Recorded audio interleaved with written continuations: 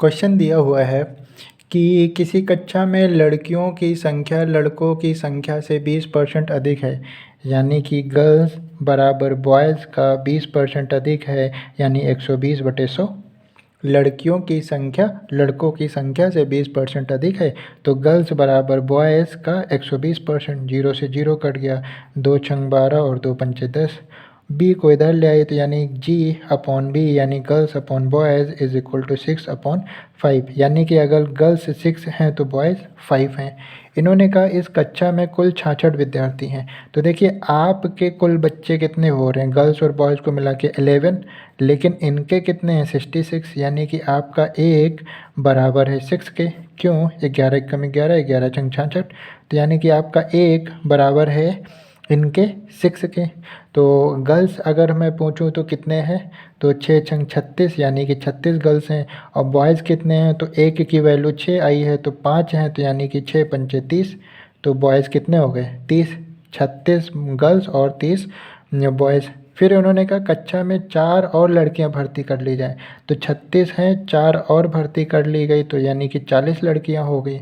तो लड़के और लड़कियों की संख्या का अनुपात, लड़के और लड़कियों की संख्या का अनुपात, यानी लड़कों की संख्या पहले और फिर लड़कियों की संख्या, तो ये हो जाएगा बॉयज़ अपॉन गर्ल्स।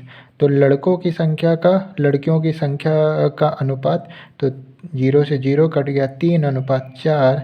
तो यहाँ पे सेकंड ऑप्शन में है 3/4, तो सेकंड ऑप्शन ठीक होगा। तो ये रहा क्वेश्चन। अगले क्वेश्चन में इन्होंने दिया हुआ है कि किसी परिवार में चावल, मछली, खाद्य तेल पर किए जाने वाला व्यय 12, 17, 3 है। देखिए यानी कि 12, 17 और 3, यानी कि 12 चावल पर, 17 मछली पर और 3 तेल पर व्यय किया जाता है।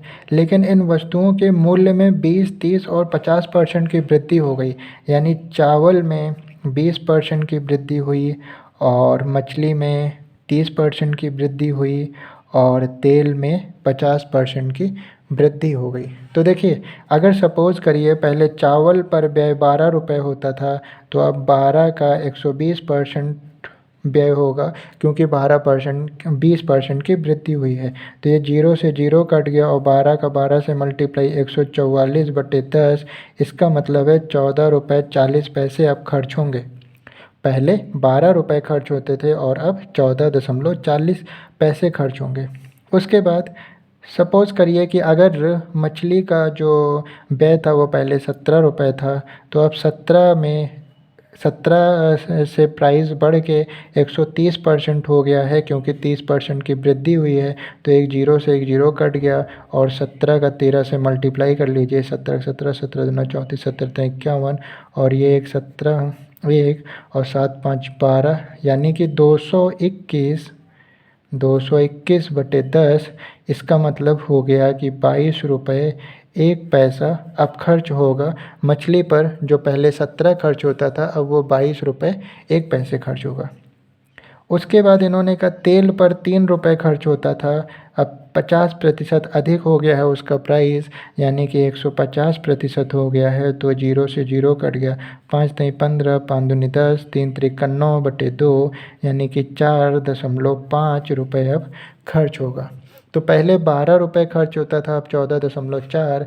पहले 17 रुपये खर्च होता था, अब 22.1। और पहले 3 रुपये खर्च होता था, अब 4.5 रुपये खर्च हो रहा है। तो देखिए पहले कितना खर्च होता था, 12, 10, 20, 30 और 32, यानी कि पहले 32 रुपये खर्च होता था और अब कितना खर्च हो रहा है, जोड़ लीजिए, 14.4, 22.1 और 4.5।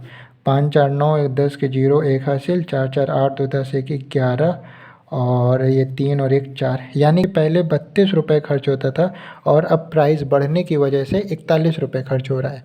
तो इन्होंने कहा कि परिवार के इन वस्तुओं पर किए जाने वाले व्यय में कुल कितने प्रतिशत वृद्धि हो जाएगी। तो यानी कि ग्रोथ परसेंटेज, वृद्धि का मतलब क्या, ग्रोथ परसेंटेज, तो growth upon original value into 100 होता है। ग्रोथ हुई है 32 से 41 हुआ है, यानी 9 रुपये की ग्रोथ हो रही है। ओरिजिनल वैल्यू पहले 32 थी, तो 32 और गुणे क्या 100, तो देखिए 4 से काटे तो ये 25 और 4 8 32 और 25 9 225/8। अब इसी को मिक्स फॉर्म में कर लीजिए तो 8 और 225, देखिए 8 के 8 8 दूनी 16 8 तिक 24, तो 8 दूनी 16, तो ये 4 और 6 और 8 8 64, तो एक कैरी लगा, यानी कि 28 होल 1/8 यानी कि 28 सही 1/8% की क्या होगी, वृद्धि होगी। और ये हमारा ऑप्शन नंबर यहाँ पर 4 करेक्ट होगा। आइए क्वेश्चन नंबर 7 देखते हैं। इसमें इन्होंने दिया हुआ है कि दो संख्याओं का अंतर, यानी कि आप दो संख्या मान लीजिए कि आपकी एक संख्या x है एक y है, और दो संख्याओं का अंतर यानी कि x माइनस वाई उनके योग का 15% है, यानी x माइनस वाई बराबर है उनके योग का, यानी उन दो संख्याओं के योग का कितना प्रतिशत, 15%। ठीक है। अब देखिए 5 तिहाई 15 और 5 दूनी 10 यानी 3/20। अब 20 इधर आएगा तो ये हो जाएगा 20 x माइनस वाई बराबर और 3 x प्लस वाई, ये हो गया।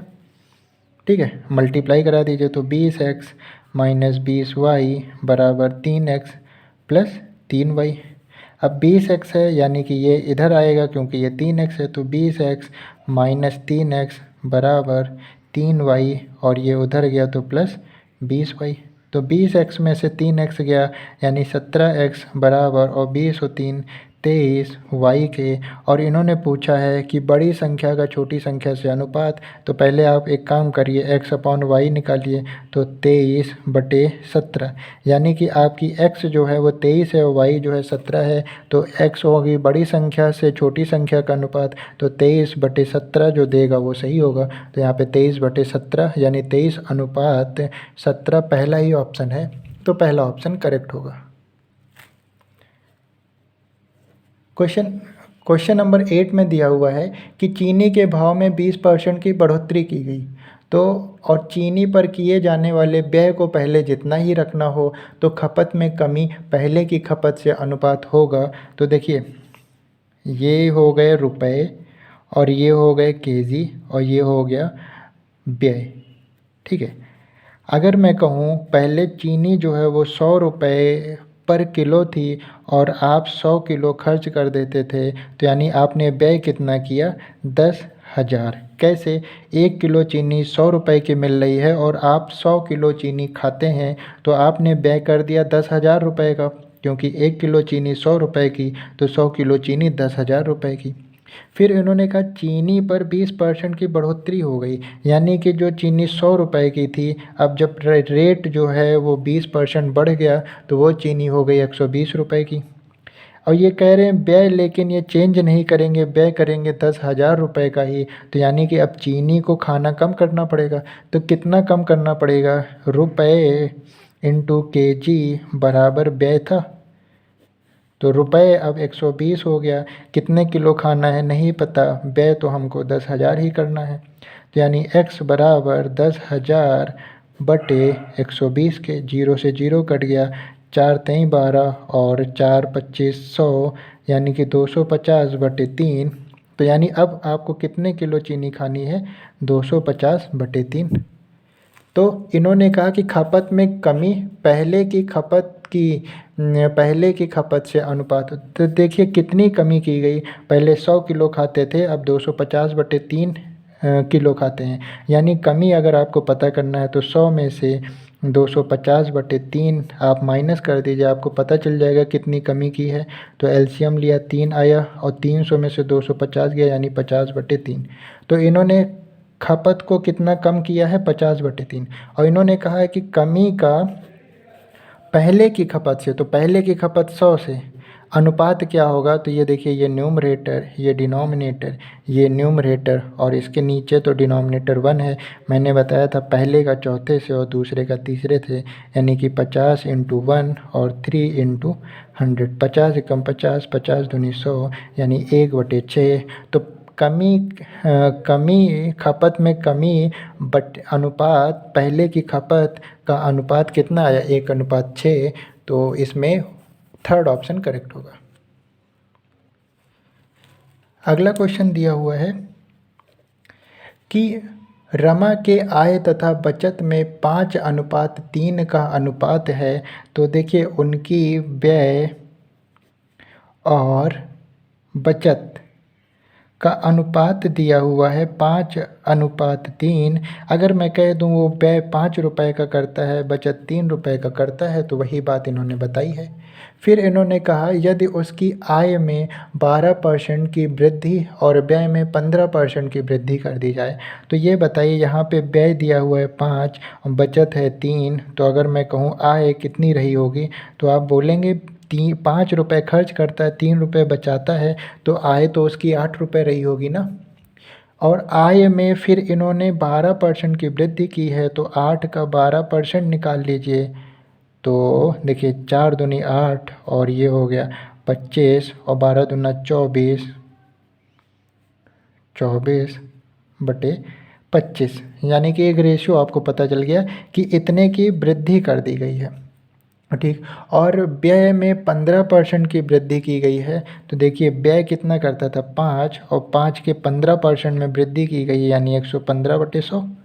अब देखिए 5 एकम 5, 5 दूनी 10 20, और फिर काट दीजिए 5 दूनी 10 और 5 तीन 15 और 5 चौक 20, यानी कि 23/4 की वृद्धि कर दी गई है।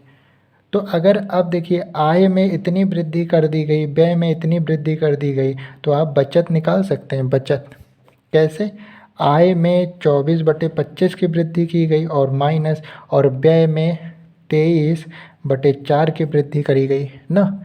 तो यानी कि 25 चौका 100, तो यहाँ पे 4 से मल्टीप्लाई होगा, तो क्योंकि 100 बनाने के लिए तो 4 चौक 16 और 4 दूनी 8 एक 9 96, और यहाँ पे आपको किससे करना पड़ेगा, यहाँ पे 100 लाने के लिए 25 से करना पड़ेगा। देखिए यहाँ थोड़ी मिस्टेक हुई है, 12% की वृद्धि करी है तो 112 होगा ना, 112 होगा, तो 112 दूना 224 होगा, 224, और यहाँ पे क्या होगा 224, और 224 का 4 से गुणा करेंगे, तो देखिए 224 चौक 4 चौक 16, 4 दूनी 8 एक 9 और 4 दूनी 8, यानी कि ये 896 होगा, माइनस, और 25 का 23 से कर लीजिए, 25 तेईं 75 और 25 दूना 50, 575, यानी कि 575। तो माइनस करके देख लीजिए इसमें 575, 1 बचा 2 बचा 3, यानी कि 321, 321/100, यानी कि अब बचत उसकी कितनी होगी 3.21। 321/200 का मतलब क्या है 3.21। तो यानी कि व्यय उसका 5 था, बचत उसकी 3 थी, आय उसकी 8 थी।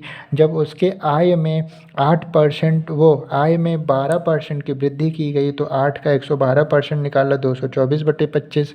व्यय में 15% की वृद्धि की गई, तो व्यय 5 था तो उसका 15% की वृद्धि हुई, यानी 115/100 निकाला, तो ये आ गया आपका 115 था ना, हाँ ये तो सही था, 23/4 आया। फिर अगर अब उसका व्यय इतना हो गया है और आय इतना हो गया है, तो इन दोनों का डिफरेंस कर देंगे तो पता चल जाएगा कि अब उसका बचत कितना हो गया है। तो अब पता चल गया कि उसका बचत अब 3.21 हो गया है। ठीक है, तो उसका बचत 3 था, अब 3 से हो गया है 3.21।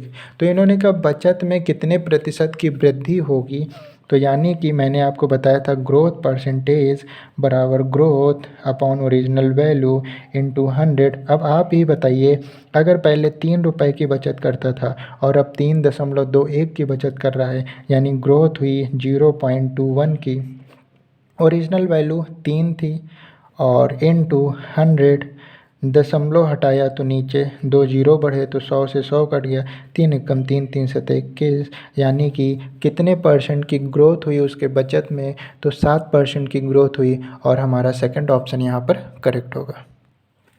नेक्स्ट क्वेश्चन दिया हुआ है कि a का 2/3 यानी a का 2/3 बराबर b का 75% बराबर c का 0.6। अब देखिए मैंने इस तरह के सवाल को पहले थोड़ा सॉल्व कर लीजिए। 25 तेईं 75, 25 चौका 100, ये हो गया 10। अब देखिए 2 तेईं 6, 2 पंचे 10, यानी कि आगे आपका 2a/3 बराबर 3b/4 बराबर 3c/5। अब इस तरह करने के लिए मैंने बताया कि ए बी सी का रेशो पता करना, पहले को दूसरे के बराबर, दूसरे को तीसरे के बराबर कर लीजिए। यानी 2a/3 बराबर 3b/4 और 3b/4 बराबर 3c/5। ठीक है, ये a b को आप इधर लाए तो अपॉन b बराबर 3 उधर गया, 3 3 ज़ा 9 और ये 4 2 ज़ा 8। और यहाँ पे b c को आप इधर लाए तो b/c बराबर 4 3 12 और 5 3 15। अब आपने देखा यह कि यहाँ पे b 8 है और यहाँ पे b 12 है, तो कैसे बराबर किया जाए? तो 8 और 12 का एलसीएम ले लीजिए। तो 4 दूनी 8, 4 तीन 12 और 2 और वेफ 3, तो 4 तीन 12 दूना 24। तो दोनों जगह आप 24 बना लीजिए क्योंकि एलसीएम क्या आया है 24। तो 8 के 8 8 दूनी 16, 8 त्रिक 24, तो यहाँ पे 3 से मल्टीप्लाई और 12 दूना 24, तो यहाँ पे 2 से मल्टीप्लाई। यानी a/b बराबर 9 त्रिक 27 बटे 24 और b/c बराबर 12 दूना 24 बटे 30। अब देखिए b बराबर हो गया, तो एलसीएम लेके हम बराबर कर लेते हैं। b बराबर हो गया, यानी a है 27 रेशियो, b है 24 रेशियो, c है 30। तो यानी कि a b c का रेशियो कितना आ जाएगा? 27, 24 और 30। अब देखिए, जब आपका ये रेशियो आया तो आप इसको और सिंपलेस्ट फॉर्म में कन्वर्ट कर सकते हैं। ये तीनों ही एक नंबर से कटते हैं और वो नंबर है 3। 3 9 जा 27, 3 8 जा 24 और 3 10 जा 30। तो यानी कि 9 8 और 10, तो यहाँ पे फोर्थ ऑप्शन हमारा करेक्ट हो जाएगा। क्वेश्चन में दिया हुआ है कि ए बी और सी का वेतन 1 3 4 के अनुपात में है। तो अगर मैं कह दूं कि ए का वेतन 1 रुपये है, बी का वेतन 3 रुपये है और सी का वेतन 4 रुपये है, क्योंकि इन्होंने अनुपात दिया है तो इसी को हमने मान लिया कि उनका वेतन दिया हुआ है।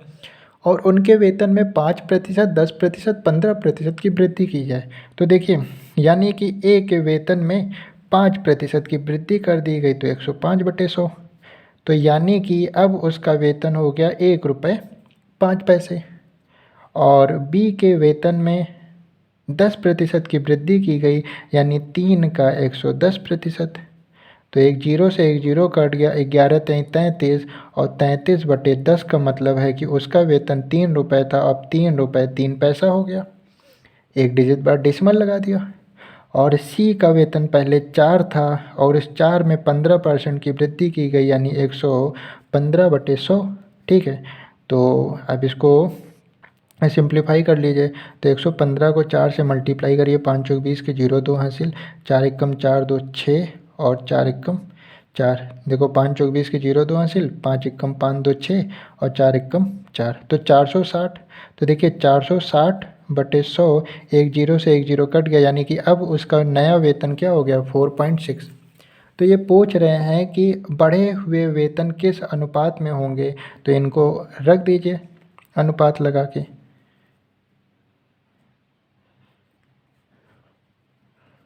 रख दिया। अब इसको सिंप्लीफाई करिए। सिंप्लीफाई देखिए कैसे करेंगे, डेसिमल हटाइए, यहाँ 10 100 हो जाएगा, यहाँ डेसिमल हटाएंगे तो 10 हो जाएगा और यहाँ डेसिमल हटाएंगे तो 10 हो जाएगा। यानी कि ये हो गया 105/100 रेशियो 33/10 रेशियो 46/10। अब देखिए 1 0 1 0 1 0 सबका कट गया। अब देखिए 5 दूनी 10, ठीक है, 5 दूनी 10 और 5 दूनी 10, 5 एकम 5, यानी कि आ गया 21/2, 33/1 और 46/1। अब तीनों के डिनोमिनेटर को बराबर करना है, तो यहाँ पे 2 है, यहाँ पे 1 है, यहाँ पे 1 है, यानी कि यहाँ पे 2 से मल्टीप्लाई तो ऊपर भी 2 से, यहाँ पे 2 से मल्टीप्लाई तो ये यहाँ भी 2 से, यानी कि 21/2 हो गया और 66/2 हो गया और 6 दूनी 12 और 92/2 हो गया। अब देखिए डिनोमिनेटर सबके सेम, तो ये कट जाएगा, तो यानी कि 21 रेशियो 66 रेशियो 92। और ये ऑप्शन कौन सा दे रहा है हमारा, तो ये आंसर हमारा थर्ड ऑप्शन दे रहा है, तो यहाँ पे थर्ड ऑप्शन करेक्ट होगा। तो इस तरह से ये क्वेश्चंस होंगे। क्वेश्चन नंबर 12 दिया हुआ है कि 3 व्यक्ति हैं A B C और जिनके वेतन का जोड़ 72,000 रुपये है। क्रमशः अपने वेतन का 80, 85 और 75% खर्च कर देते हैं। तो देखिए अगर मैं बात करूँ ए की, तो वो अपने वेतन का 80% खर्च कर देता है, तो यानी कि 20% बचा लेता होगा। बी अपने वेतन का 85% खर्च कर देता है, यानी 15% बचाता है। और सी अपने वेतन का 75% खर्च कर देता है, तो यानी 25% बचाता है। तो अब आप कहेंगे कि आप बचत का परसेंटेज क्यों निकाल रहे हैं जब उसने दिया हुआ है खर्च का बचत, वो खर्च का परसेंटेज। तो मैं बचत का परसेंटेज इसलिए निकाल रहा हूँ क्योंकि आगे क्वेश्चन में कहा है कि तीनों के बचत का अनुपात 8, 9 और 20 है, यानी कि 8, 9 और 20 बचत अनुपात दिया हुआ है, इसलिए हम बचत निकाल रहे हैं। तो ए की जो भी सैलरी है वो अपनी सैलरी का 20% बचाता है, और उसका जो 20% बचाता है वो बराबर 8 के होगा, क्योंकि इन्होंने कहा है, ये देखिए ये बचत का रेशो दिया हुआ है, 8 के बराबर होगा। 20 एकम 20 और 20 पंचे 100, और ये उधर गया तो यानी ए बराबर क्या आ गया 8 पंच 40। यानी कि मेरे अकॉर्डिंग ए की सैलरी कितनी है, 40 रुपये है मेरे अकॉर्डिंग। अब देखिए फिर बी अपनी सैलरी का 15% खर्च कर देता है, और उसका रेशियो 9 दिया हुआ है। तो देखिए 3 पचे 15 और 3 त्रिका 9 और 5 एकम 5, 5 दूनी 10, यानी बी बराबर 60 के। यानी मेरे अकॉर्डिंग बी की सैलरी 60 रुपये आ गई। और सी अपनी सैलरी का 25% खर्च कर देता है, और यहाँ पे सी का बचत रेशियो दिया हुआ है 20 के, तो 25 एकम 25, 25 चौका 100, यानी सी बराबर 80 के। यानी मेरे अकॉर्डिंग सी की सैलरी कितनी है, 80।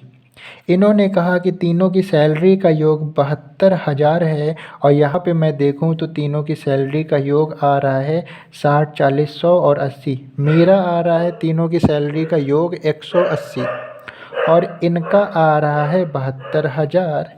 यानी कि एक जीरो से एक जीरो कट गया, और 18 एकम 18, 18 18, 18 चौथी 18, 18 चौक 72, 400। मतलब कि मेरा जो एक होगा वो इनके 400 के बराबर होगा।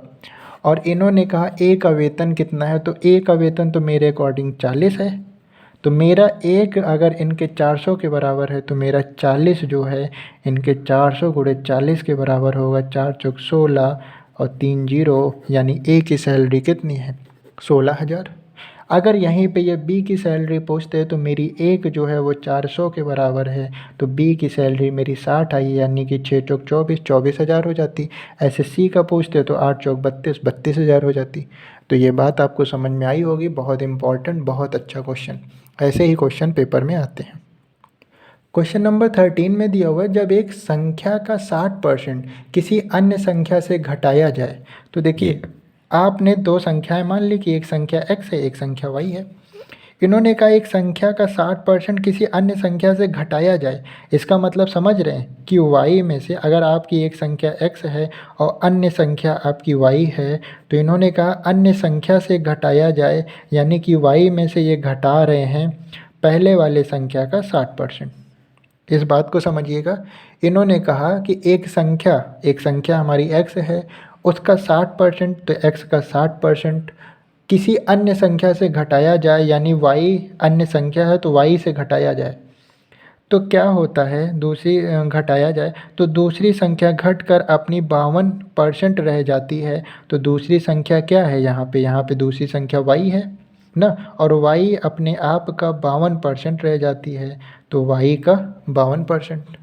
अब क्या करेंगे, तो अब आप y वालों को एक तरफ कर लीजिए, x वालों को एक तरफ, यानी कि y minus Y into 52/100 is equal to x into 60/100 के। ये बात हो गई। उसके बाद एलसीएम लिया आपने तो 100 आ गया, और ये 100y माइनस 52y बराबर x इंटू 60/100। 100 से 100 कट गया, 100 में से 52 गया, तो यानी कि 48y बराबर 60x के। ठीक है, 6 6 36, 6 44, 6 8 48 और 6 धाम 60, 8y बराबर 10x के। 2 चौक 8, 2 पंचे 10, यानी कि 4y बराबर 5x के। इन्होंने कहा पहली संख्या का दूसरी संख्या से अनुपात, तो पहली संख्या x थी यानी कि x/y निकालना है, तो y को आप इधर लाएंगे तो ये 5 इधर आएगा, यानी 4/5 बराबर x/y। पहली संख्या का दूसरी संख्या से अनुपात 4:5 आया, तो यहाँ पे 4:5, तो डी ऑप्शन में है यानी फोर्थ ऑप्शन, तो वही करेक्ट होगा। क्वेश्चन नंबर 14 दिया हुआ है कि एक नगर की जनसंख्या 3,11,250 है। नगर की संख्या 3,11,250 है। स्त्री और पुरुष का अनुपात यानी कि हम कह सकते हैं गर्ल्स रेशो बॉयज़ दिया हुआ है 43:40 के। तो देखिए इसमें से हम गर्ल्स निकाल लेते हैं और बॉयज़ निकाल लेते हैं। कैसे? गर्ल्स 43, टोटल 83 और इंटू 3,11,250। अब जब हम बॉयज़ की बात करेंगे तो बॉयज़ 40 अपॉन टोटल 83 इंटू 3,11,250 के। ठीक है, अब इसको सॉल्व करते हैं। तो देखिए यहाँ पे 83 से इसको डिवाइड करिए, साइड में मैं आपको करके दिखा देता हूँ। यहाँ पे 83 से डिवाइड करना है 311,250 के। तो देखिए, तो आप एक काम करिए, 3 बार में ले गए तो ये हो गया 249 और उसके बाद 6 बचा, 2 बचा और फिर आपने 2 उतार लिया। फिर 7 बार में ले जाएंगे आप तो 581 हुआ और 581 तो ये 1 बचा, यहाँ पे 4 बचेगा, 5 उतार लिया और फिर 5 बार में ये कम्प्लीटली डिवाइड हो गया और ये 0 यहाँ उतर जाएगा। तो देखिए यानी कि 81 को और इसको हमने काटा तो 3750 आया। तो 43 इंटू 3750 ये हो गई गर्ल्स और फिर यहाँ पे भी वही चीज़ कट रहा है तो 3750, तो यानी कि 40 इंटू 3750 बॉयज़। अब आइए देखिए 375 का आप 43 से मल्टीप्लाई कर लीजिए, तो 5 तय 15 के 5 एक हासिल, 7 एक 21 और 1 22, 2 कैरी लगा और 3 त्रिका 9, 2 11 और देखिए 5 चौक 20 के 0 2 हासिल, 7 चौक 28, 2 30 के 0 3 हासिल और 4 3 12 और 3 15, तो 5 2 1 6 1 यानी कि 16 और 125 और ये 0 उतार लिया, यानी कि इतने क्या हैं, इतनी गर्ल्स हैं।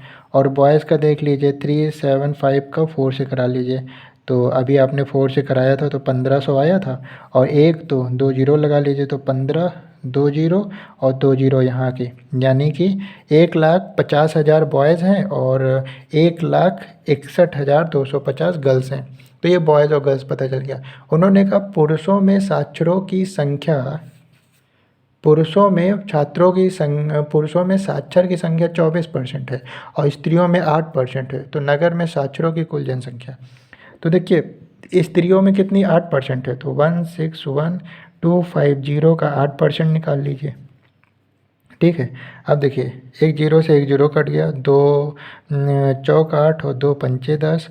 अब देखिए ये 5 तई 15, 11 हुआ, 5 दूनी 10, फिर 5 दूनी 10 और 5 25 और गुड़े 4, तो 5 चौक 20 के 0 2 हासिल और 4 दूनी 8, 2 10 के 0 1 हासिल और फिर 4 दूनी 8 1 9 और 4 तई 12, यानी कि 12,900 क्या हैं, वो आपके स्त्रियों में साक्षर हैं। और यहाँ पे 1.5 लाख है और 1.5 लाख का 24% साक्षर है, तो 24% निकाल लीजिए। 2 जीरो से 2 जीरो कट गया और 24 का 15 से कर लेते हैं तो 5 चौक 20 के 0 2 हासिल और 5 दूनी 10 2 12 और ये 24, तो ये 3 6 0, यानी कि पुरुषों में साक्षर हैं 36 0 और ये आपके 2 0 और, तो ये है पुरुषों में साक्षर। तो इन्होंने पूछा है कुल कितने साक्षर हैं, तो पुरुष इतने साक्षर हैं और स्त्रियां इतनी साक्षर हैं, तो 2 0 9 8 और 4 यानी कि 48,900 वो साक्षर हैं। तो यहाँ पे कुल कितने साक्षर हैं, तो वो 14 का दूसरा आंसर होगा यहाँ पे 48,900। तो कैलकुलेशन था, इसमें थोड़ा सा कैलकुलेशन टफ कर दिया था इन्होंने। आया भी तो हुआ है, एसएससी टायर 2 में आया हुआ है। देखिए टायर 2 का मतलब मेंस एग्ज़ाम में आया है, तो मेंस एग्ज़ाम में क्वेश्चंस को कैलकुलेटिव इन्होंने बना दिया है इजी। अगर आप हार मान गए तो क्वेश्चन नहीं हो पाएगा, अगर आप ऐसे ही मेरी तरह कैलकुलेशन करते चले गए तो ईजी हो जाएगा। तो ये था क्वेश्चन नंबर 14, बहुत इंपॉर्टेंट क्वेश्चन, बहुत अच्छा क्वेश्चन।